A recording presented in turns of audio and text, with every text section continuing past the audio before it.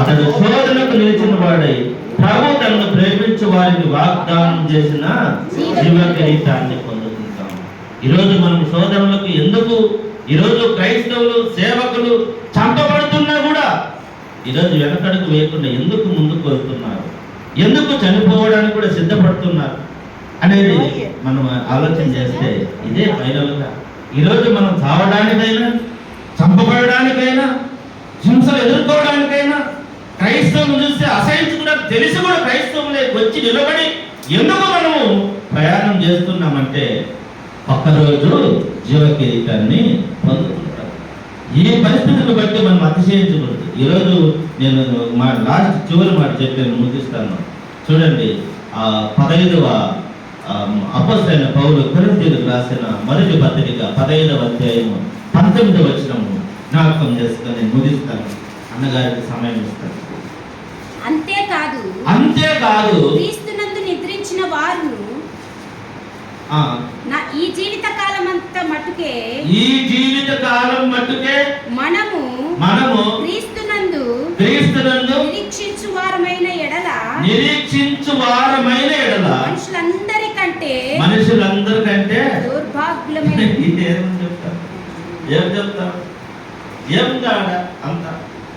ఈ జీవిత కాలం ఈ బ్రతుకు మట్టుకే మనం దేవుని యొక్క విశ్వాసం నుంచి నిరీక్షణ కలిగి ఉంటే మనం అందరికంటే అందరికంటే ఈ జీవితం నేను చల్లగా ఉండాలి, ఈ జీవితం నేను రాయల్గా బ్రతకాలి, ఈ జీవితం భౌతిక అవసరాల కోసమే నేను దేవుని నమ్ముకున్నా, భౌతిక అవసరాల కోసమే దేవుని సేవ చేస్తున్నా, భౌతికమైన అవసరాలు సంపాదించడానికి నేను కోరుకున్నానని విశ్వసిస్తే ఏమైతుందంట, మనుషులందరికంటే మళ్ళీ ఒకసారి అందరూ చదవండి ఆ మాట చదవండి.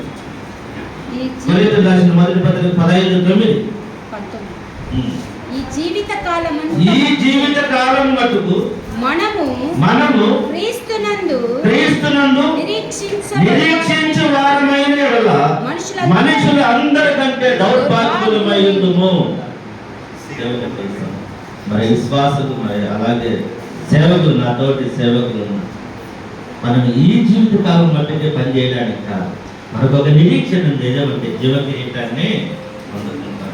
జీవ కిరీటాన్ని మనము పొందుకోవాలని చూస్తున్నాం. కానీ ఈ లోకంలో ఏమున్నా లేకపోయినా వస్తువులున్నా, మరి నాకు తెలిసి నేను ఈ సేవకుల గురించి చదువుకుంటున్నప్పుడు ఆ అపోస్తలుల గురించి కొంతమంది ముందు తరాల దైవ సేవకుల గురించి చదువుకుంటా వాళ్ళ హిస్టరీ చదివినప్పుడు మనం ఎంతో మేలు అనిపిస్తారు.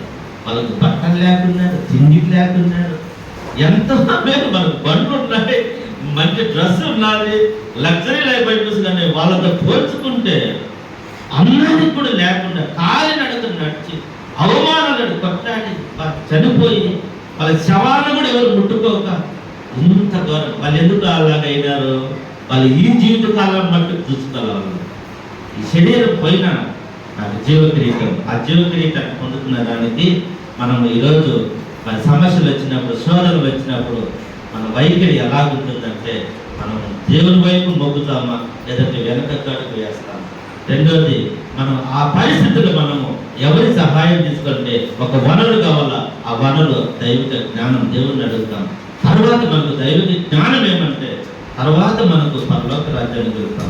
ఈ లోకం విషయాల పట్ల అతిశయించడం కాదు, కానీ మన అతిశయ కారణం జీవ కిరీటం దాన్ని పొందుతున్నాం. మరి ఈ బుక్ చాలా విలువైనది.